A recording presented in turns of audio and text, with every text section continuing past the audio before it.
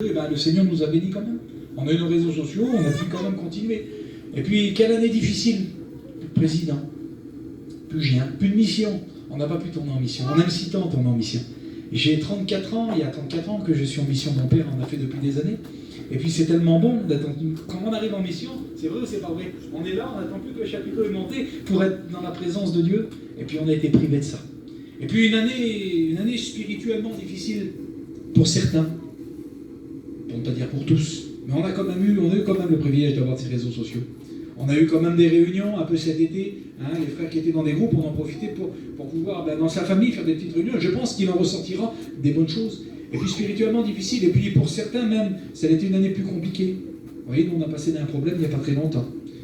Et une année très dure. Moi j'ai ma tante qui est tombée malade.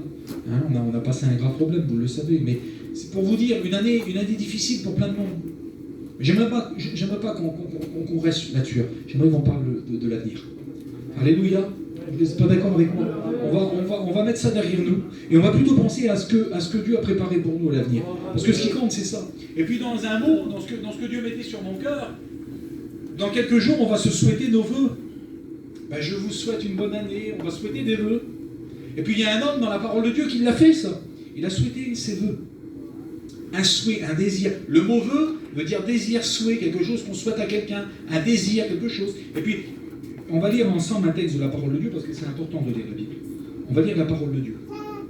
3e épître de Jean, au verset 1er. Alors, ça s'intitule, moi je vais le faire à ma façon à moi, si vous me permettez, à ma façon à moi.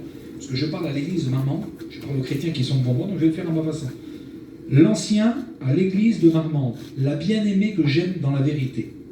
Bien-aimée église de Marmande, je souhaite que tu prospères à tout égard et sois en bonne santé comme prospère l'état de ton âme. Quelle beauté! Il souhaite ses vœux de fin d'année, cet homme-là. Et puis, moi je l'ai tourné à ma façon, ça s'adresse à Gaius, à l'ancien de l'église. Mais moi je l'adresse à l'église de Marmande ce soir. Je souhaite de tout mon cœur que vous soyez en bonne santé, comme prospère l'état de votre âme. Que votre âme prospère dans les choses de Dieu dans cette nouvelle année qui démarre. Alléluia! Et c'est un privilège qu'une église avance. Vous allez avoir, regardez, une belle église construite. Merci Seigneur. Je dis merci Seigneur, parce que ça c'est l'œuvre de Dieu, vous comprenez? À travers ce moyen-là, des âmes vont être sauvées. Et quelle beauté que dans quelques mois, vous allez rentrer dans votre église. Et ça va être une année qui va démarrer, une année pleine de bénédiction. Et le désir de Jean, le désir du texte que je viens de vous lire là, c'était que l'ancien prospère et soit en bonne santé, que sa santé physique soit comme l'état de son âme. Parce que cet homme qu'on appelle Gaius, là, son âme là, elle avait une hygiène, un état terrible. Son âme prospérait en Dieu.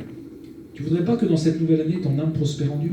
Tu ne voudrais pas que dans l'année qui vient, là, de dire Seigneur, j'ai des désirs.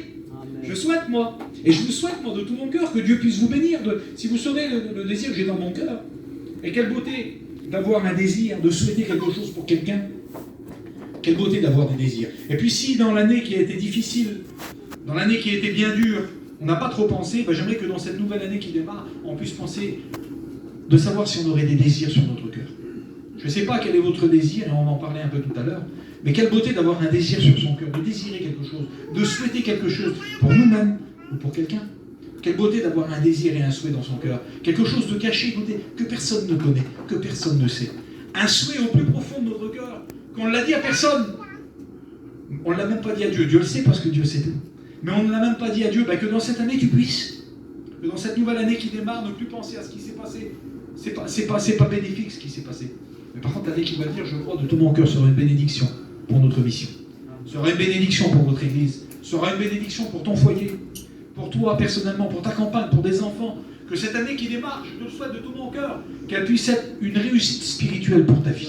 Et puis quelle beauté. Et puis on va lire un autre texte. J'aime bien lire la parole de Dieu. On va lire un texte, ça se trouve dans 2 Samuel, chapitre 23 et verset 15. Et je ne vais pas être très loin avec vous. Quelle beauté. Un homme de Dieu remarquable, David, le bien-aimé. Écoutez, David, c'est quand même le choix de Dieu, vous le savez. La Bible dit que Dieu parla à Samuel, et il dit, je n'ai pas choisi aucun des fils d'Isaïe, si ce n'est celui qui est derrière les buissons et qui garde les brebis. Il s'appelle David, c'est lui le nom que j'ai choisi. Donc c'est le choix de Dieu, c'est un homme remarquable, David. Mais écoutez ce qu'il nous est dit dans la 2e à Samuel.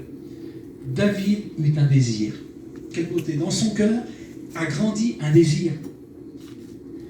Qui me fera boire de l'eau de la citerne qui est à la porte de Bethléem. Il avait un désir dans son cœur. Et je vous en ai parlé tout de suite. Dans notre cœur, des multiples désirs peuvent grandir des fois. On a des désirs différents pour nous, pour les autres, pour notre foyer, pour nos enfants, pour notre campagne. Et comme on souhaite nos vœux dans cette nouvelle année, on prend des bonnes résolutions. Il y en a qui, j'ai écouté mon oncle, moi depuis des années, mais il ne l'a jamais fait. Il a une cigarette dans les mains, tous les minuit, le 31, c'est fini, j'arrête de fumer. Le lendemain, le premier, vous le voyez, continue encore. On essaye de faire des résolutions, mais ça ne tient pas.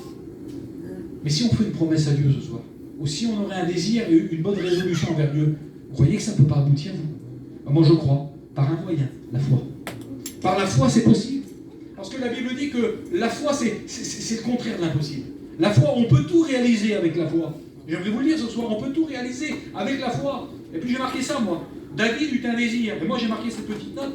Dans la vie de tous les jours, combien de désirs nous avons? Aujourd'hui, combien de désirs nous avons? J'ai marqué ça. Dans la vie, combien de désirs nous avons tous les jours? Mais est-ce qu'ils se réalisent tous? Je pose la question. Est-ce que vos désirs se réalisent tous? Moi, je désire plein de choses. Mais cependant, dans la vie terrestre, la vie charnelle, ça ne réalise pas tous les jours. Ça ne se réalise pas. Mais je tomberais mort. Allez, je vais vous prendre je ne sais pas. Moi, je tomberais mort d'avoir un petit terrain dans le Midi. C'est bizarre ce que je vais vous dire. Pas grand-chose. Je ne sais pas moi. 50 mètres par 50 mètres. Je tomberais mort. Mais voilà. Ça ne se réalise pas, c'est dur. C'est compliqué. Je tomberais mort pourtant. Mais voilà. Et j'ai marqué ça, moi. Est-ce que ça se réalise? Cependant, on dit, j'ai marqué ça, on dit prendre ses désirs pour des réalités. Tu prends tes désirs pour des réalités. Parce que dans le monde où on vit aujourd'hui, des fois, le désir n'aboutit pas tout le temps. On n'aboutit jamais des fois. Et des fois, ça peut aboutir. Mais des fois, c'est très rare. Ça, c'est dans le monde charnel. Mais dans le monde spirituel, c'est tout à fait le contraire.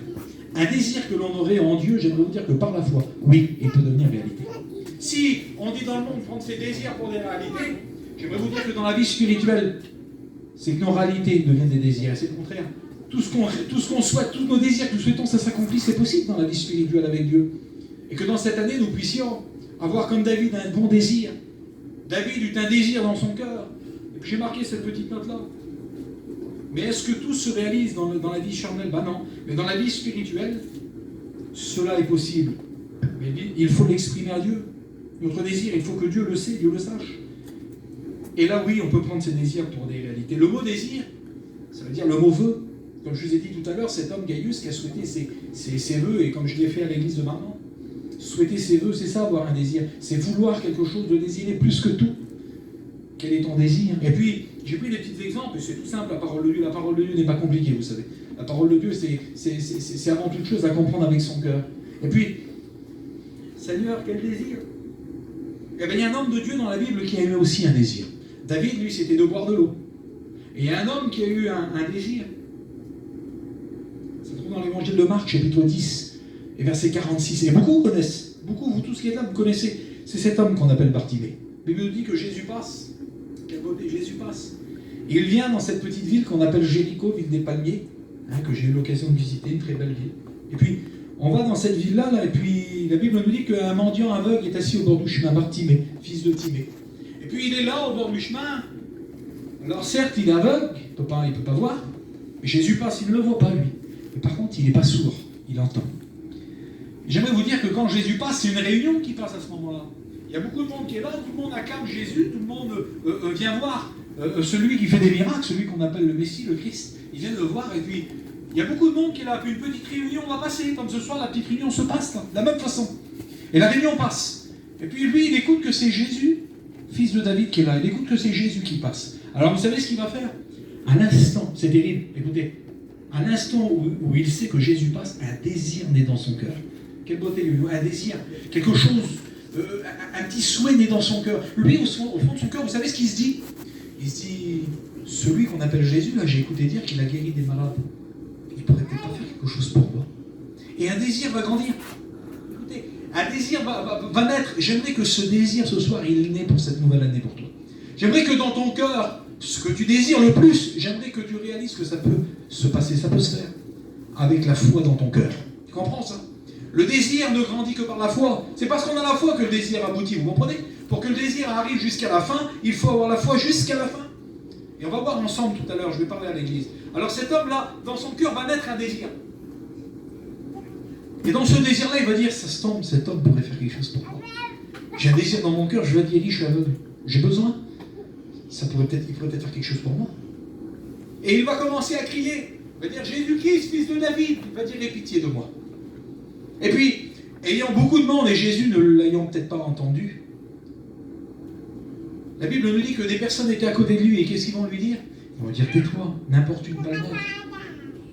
Et combien de fois des négations dans notre vie, Jean-Luc? Combien de fois ça nous le dit? Ça vous l'a jamais dit, vous? De vouloir... Moi, ça m'est arrivé de prier pour des personnes, et avoir fini de prier au fond de moi-même. Je ne sais pas si c'est ma résonance, ou si c'est le diable, je ne peux pas vous dire. Mais de dire, tu pries pour eux, mais il y a des années que tu pries pour eux, pourquoi faire? Ça sert à quoi que tu as un désir pour eux et ils ne veulent pas accepter Jésus? Eh ben, je ne me lasserai pas, je vais faire comme Bartimée. Vous savez ce qu'il a fait? Il a crié une deuxième fois. Lui. Il n'a pas resté sur la négation. Il n'a pas resté sur le non. Il ne s'est pas posé de questions. Parce que des fois, on s'en pose beaucoup des questions quand on a un désir, quand on désire quelque chose. Et que pour cette nouvelle année, on n'a pas de questions à se poser. Dieu va te bénir. Dieu va te bénir, l'église. Dieu va remplir ton cœur. Ne te pose pas de questions. J'aimerais te dire, fais comme Bartimée une deuxième fois. Si dans ton cœur, tu t'écoutes ces petites voix qui te disent, écoute, laisse tomber ton désir. J'aimerais te faire comme Bartimée, crie plus fort à Jésus. Parle-lui encore plus. Tu priais 1 heure, bah prie 2 heures. Tu venais une fois à la réunion, viens-y 3 fois. Fais le plus possible que tu fais pour Jésus. Et puis cet homme, lui, il ne va pas s'arrêter à la négation. Deuxième fois dans son cœur. Le désir, écoutez, il semblerait, c'est ça qui est beau, il semblerait que plus les hommes lui disent non, Kicho, plus dans son cœur ça grandit. C'est terrible. Plus qu'on lui dit non, plus que normalement dans son cœur ça aurait dû se refroidir. Et bien au contraire, dans son cœur le désir grandit encore plus. C'est-à-dire si eux me disent non, c'est que lui là-bas peut quelque chose. Alors au fond de son cœur, il va dire plus fort encore, Jésus